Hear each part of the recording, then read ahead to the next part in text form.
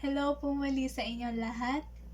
And gaya po ng sinabi ko dun sa isang video, ay ngayon po ang pag-uusapan natin kung paano magbuklat ng Bible. And gusto ko naman pong i-share sa inyo kung paano po ako natutong magbuklat ng Bible. So, simulan na po natin ngayon. I-share ko lang po sa inyo yung mga Bible na na-receive ko po. Ito po yung una. The Beginner's Bible. Yan. Ito pong Bible na ito ay para siya sa mga bata. Kasi po, pagbukas nyo po, meron po siyang mga pictures, mga illustrations. Bawat page, meron siya. Yan o. And yung mga text dito, sa Bible na ito ay madali lang rin siyang maunawaan, kaya bagay talaga siya sa mga bata. Yan. Sunod, ito. Yan. Ang Bible na ito ay God's Word for Students. Na-receive ko ito nung nagbakasyon kami sa Pinas. Ito ay iniregalo sa akin ni Daddy. And masaya ako nung na-receive ko to kasi meron siyang mga daily devotionals, mga life track notes, fast track notes, at mga footnotes sa loob. Ayan. Ito naman, sunod. Ayan. My Promise Bible. Sobrang natuwa ako nung na-receive ko tong Bible na ito. Kasi, gustong gusto kong magkaroon ng Bible na ganito. Yung may mga ganito siya. Kasi dito, pwede kang maglagay ng journal. Kung ano yung naiintindihan mo sa verse na nabasa mo, ganun. Kung ano yung revelation na na-receive mo. At saka kasi, meron siyang ganito. Pwedeng mag-color, ganun. Naiya lang ako mag-color kasi baka gumalo. Ito, sunod. Ito naman. Ang Bible na ito ay Tagalog. So, ayan.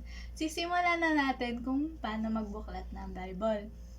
So, ang una ay dapat ma-identify natin ang book na kailangan nating hanapin or ang hinahanap natin. Ngayon, ang example, John 3:16. Yung book ay yung John. Yung pangalan ng hahanapin natin sa Bible. So, ito, hanapin natin yung John.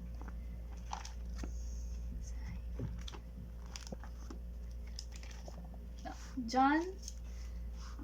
Yan. Ito.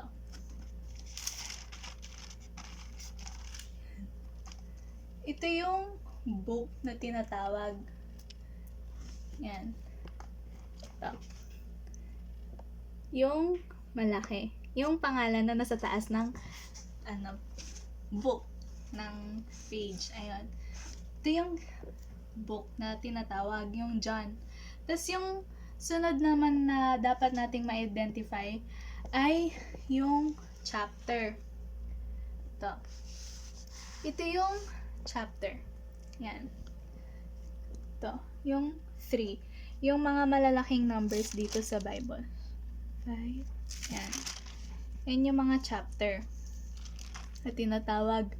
And lagi yung binabanggit after nung book. John 3. John chapter 3. Ganon ma-identify yung chapter na hinahanap.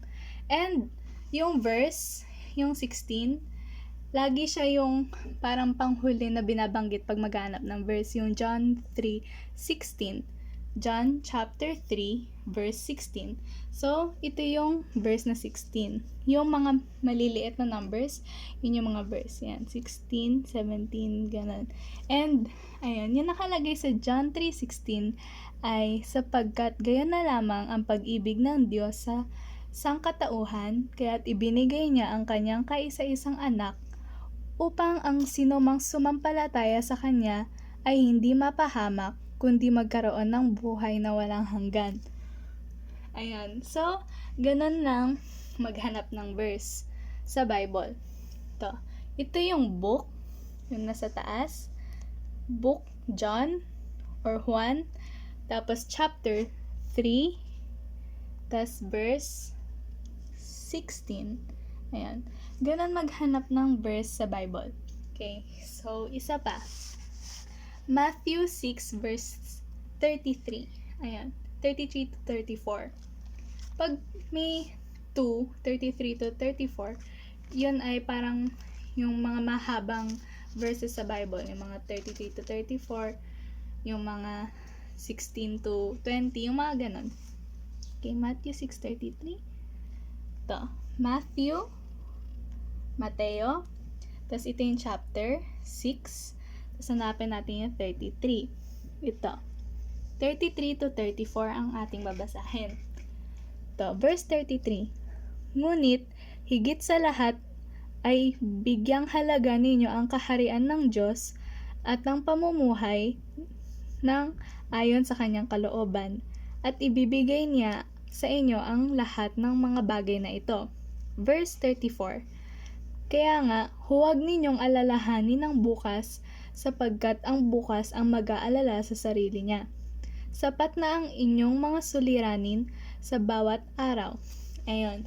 So, kunyari, pag yung mga mahabang verse, yung 33 to 34, ganon, nagkakaroon din siya ng mga hyphen sa gitna para malaman na ganon kahaba yung verse na hinahanap.